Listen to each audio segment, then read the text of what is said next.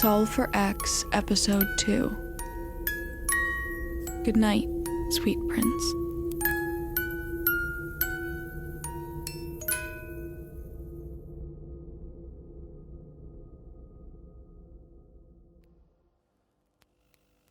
The client's growing impatient. Is the subject ready to record their debrief?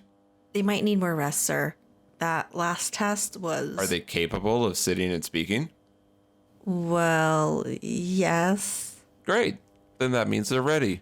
It's just that... The longer we wait, the more the embedded memories will begin to dissipate. So I suggest you move quickly. Is there an issue, Sloan?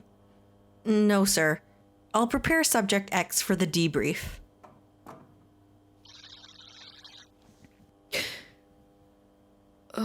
Where?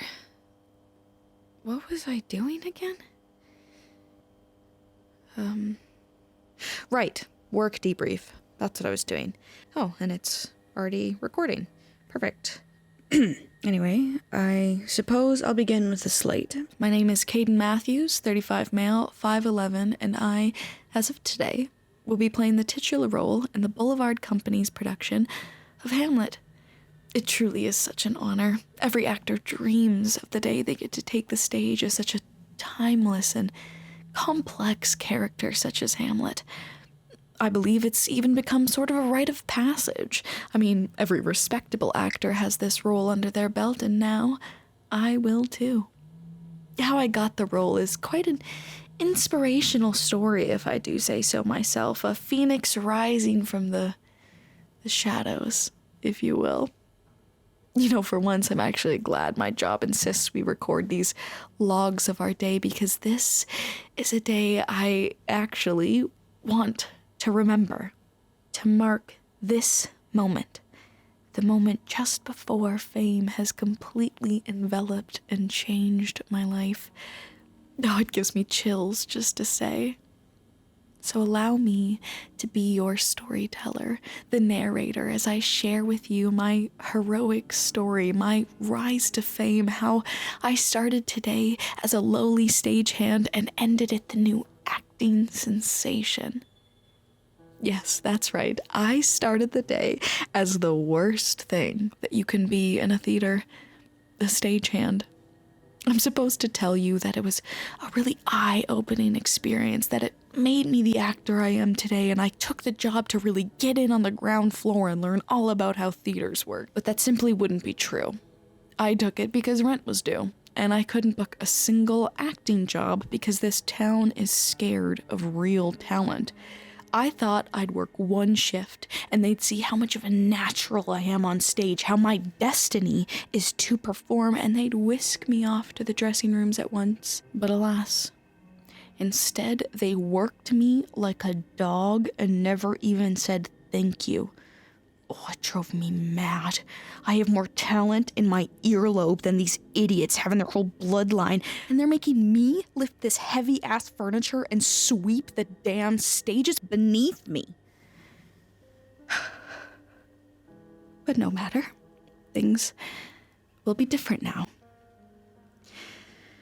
Call time today wasn't until 5 p.m., since there's no matinees on Mondays. I was one of the first crew members to get to the theater, and while normally I love that because it means I get to rehearse and prep audition pieces on an actual stage, I despise it in this specific theater. This theater just gives me the chills, alright? I never used to believe in those spooky stories that each theater inevitably has. You know the sorts, the all, Miss So-and-so was a patron of the arts, but was scorned and died here in 1901 and has walked the stage ever since kind of stories. And while I still believe most of those are dull lies, after today, well, I suspect some may have more truth to them than I had previously expected. It was dark, with only the ghost light illuminating the stage. I don't even understand why we need these creepy old things. It's just a light bulb on a stand with wheels that always gets left turned on in the center of stage when no one's there. The old wise tale is you have to leave a light on in the theater to keep spirits out. But after today, I believe it's more like a moth to a flame. I went to wheel it off stage to begin pre-show prep, but the whole time I I had this prickling on the back of my neck like I was being watched. Not necessarily cause for concern. I wouldn't have been surprised if our lovely stage manager Janet was already in and watching me from the booth, so I began to wheel the ghost light off stage, carefully watching the radius of light around to not hit anything.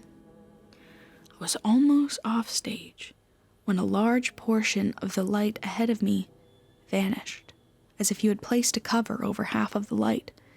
I assumed I'd just hit the curtains, so I raised my hand to cast them aside, but my arm just passed through the air.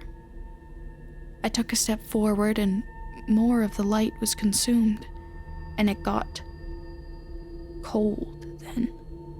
And not just the usual breeze you feel in these drafty old theaters, more like I had been in the kind of blizzard that freezes your nostrils together when you take a breath, but like it was coming from inside of me. Like the very marrow of my bones had frozen over. I looked to the bulb, expecting to see something caught over top, but it was clear, shining just as it had been. I looked back towards the dark, and as my eyes adjusted, I could make out this tall figure ahead. His arms extended far longer than they should, following down and melting into the floor, stretching out not unlike your shadow when the sun begins to set in the summer. When it extends so far past yourself, you look 2 stories tall. But this thing is sharper, like something out of your childhood nightmares rather than dreams.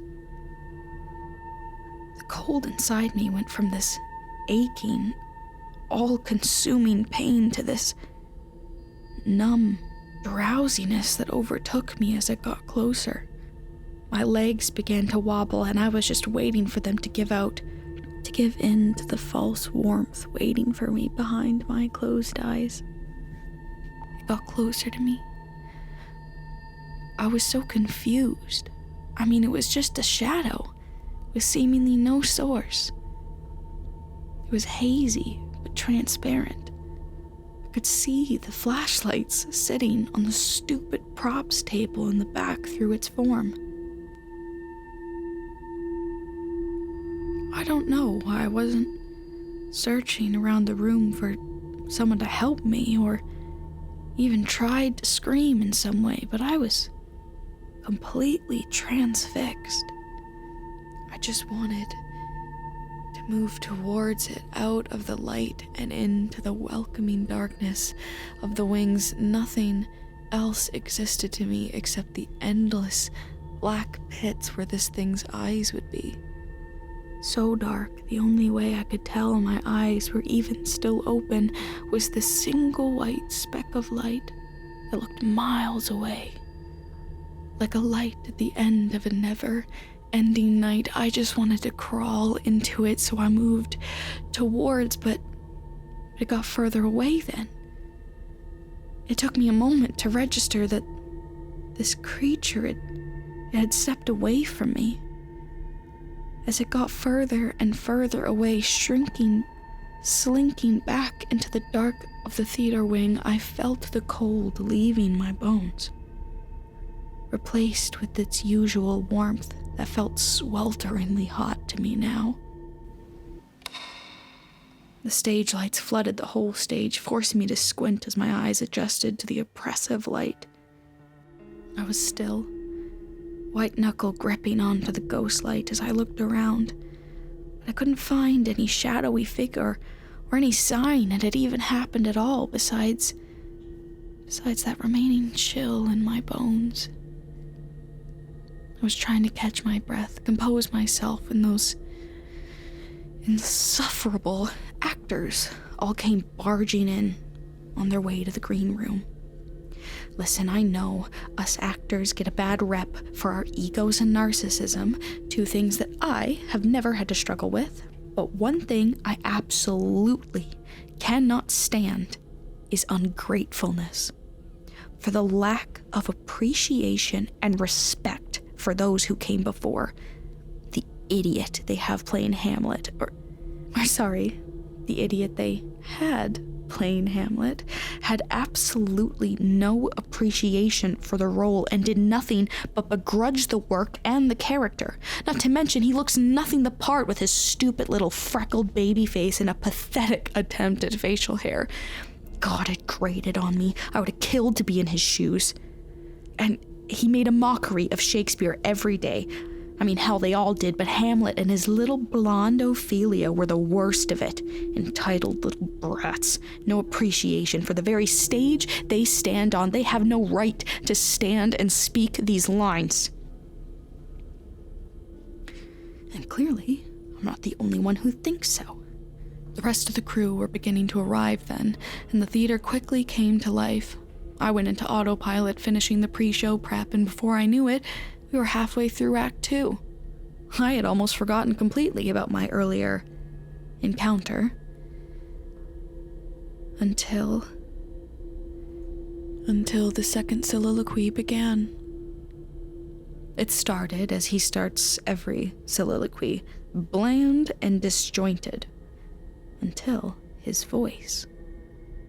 It faltered in a way I'd never heard before, in a way that sounded like real emotion, made me pause and move to the wings to watch.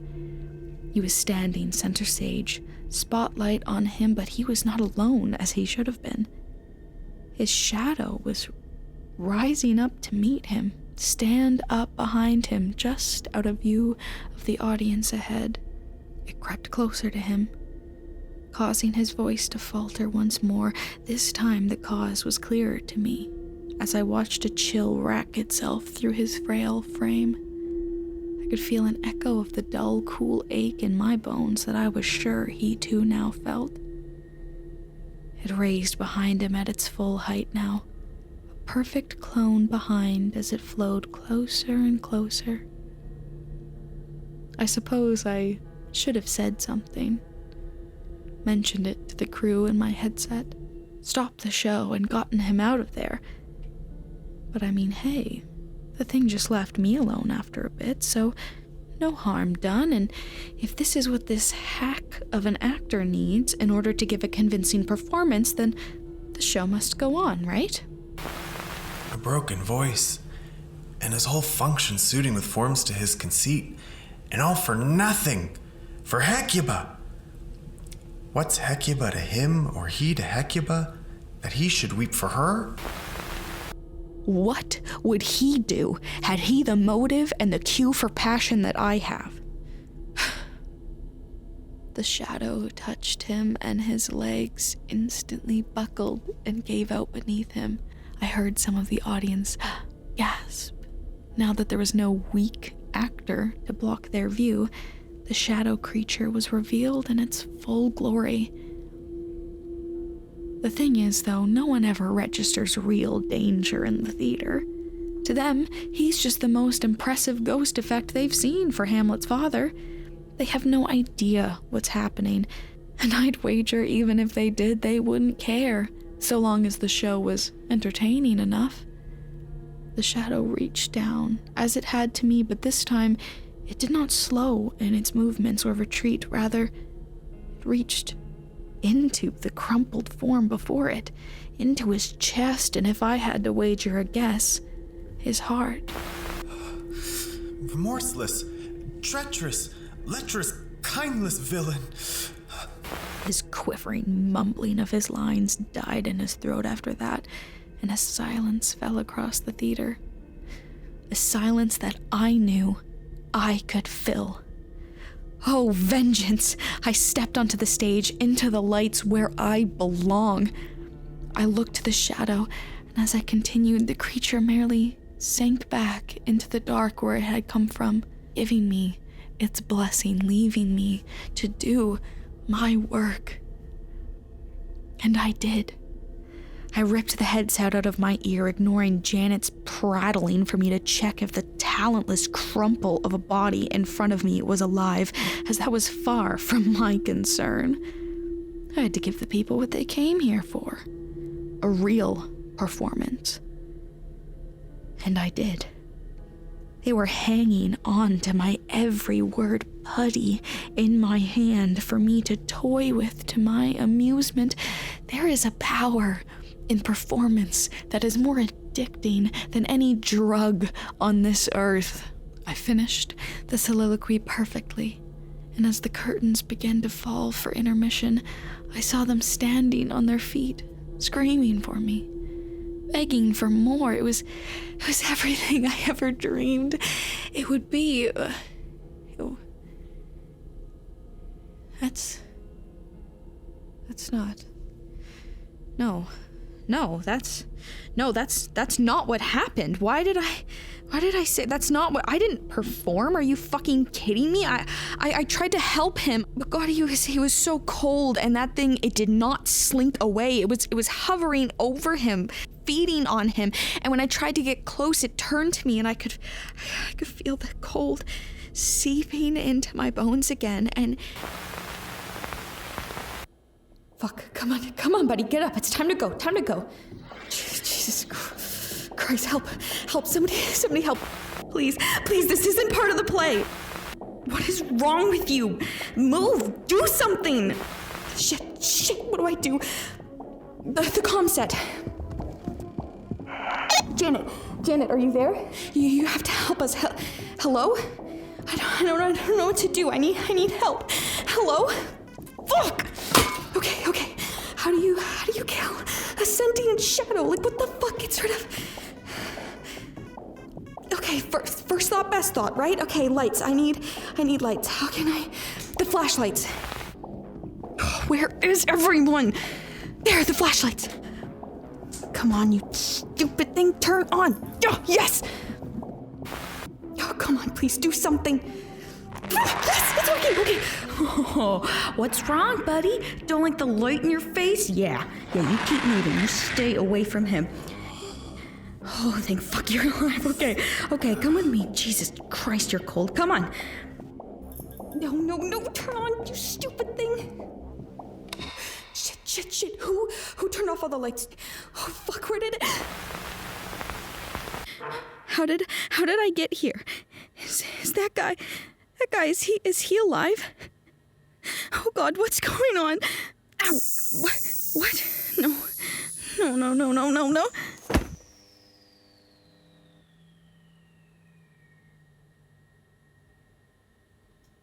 Shall we reset? No, that won't be necessary. We've got what we needed. We're done for today.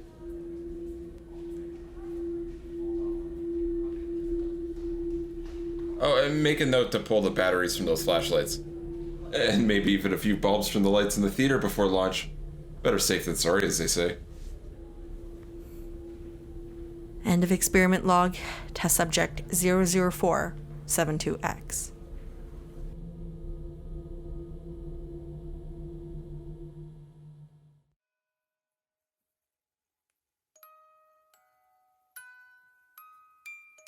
This episode of Solve for X was written and directed by Lee Funnell.